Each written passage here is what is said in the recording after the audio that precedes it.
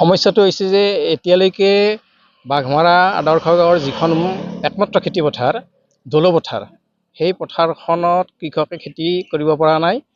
তাৰ মূল কাৰণটো হ'ল যে পথাৰখনৰ পৰা পানী ওলাই যোৱা যিটো এটা পথ আছিল, যিটো নলা আছিল, এই নলাটো বন্ধ হৈ পৰিছে। বন্ধ হোৱাৰ মূল কাৰণটো হ'ল কি যে ইয়াৰ ৰাষ্ট্ৰীয় ঘাইপথত এটা কালভাৰ্ট আছে আৰু সেই কালভাৰ্টৰ মাজেৰে গোটেই পথাৰখনৰ পানী ৰাষ্ট্ৰীয় ঘাইপথৰ পশ্চিম ফালে থকা হাগেদা পথাৰলৈ গুচি যায়।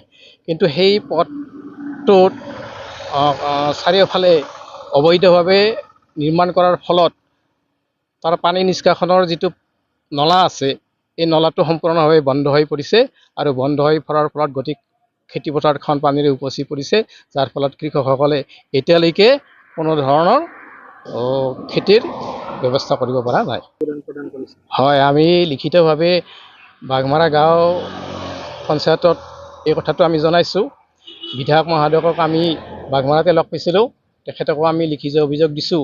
আৰু যি ৰাষ্ট্ৰীয় ঘাইপথত এই নলাৰ সন্মুখত যি অবৈধ নিৰ্মাণ কৰিছে, তাৰ অভিযোগো আমি বাঘমাৰাত থকা ৰাষ্ট্ৰীয় ঘাইপথৰ যিটো কাৰ্যালয় আছে তাতো আমি অভিযোগ দাখিল কৰিছোঁ। কৃষিৰ লগতে যিহেতু জড়িত হৈ থাকে, এতিয়াতো তেওঁলোকৰ বহুত সমস্যা হৈছে, কাৰণ এতিয়া শাওণৰ মাহ পৰিল, গতিকে খেতিপথাৰত এতিয়ালৈকে ট্ৰেক্টৰ নমাবই পৰা নাই আৰু কৃষকসকলে যিবোৰ কঠীয়া সিঁচিছিল সেইবোৰো ইতিমধ্যে বানপানীয়ে খাই শেষ কৰিছে। গতিকে কৃষকসকলৰ যথেষ্ট সমস্যা হৈছে। কিমান বিঘামান মাটি আছে? প্ৰায় 100 বিঘা মাটি, 100 বিঘা মাটি তাত আছে।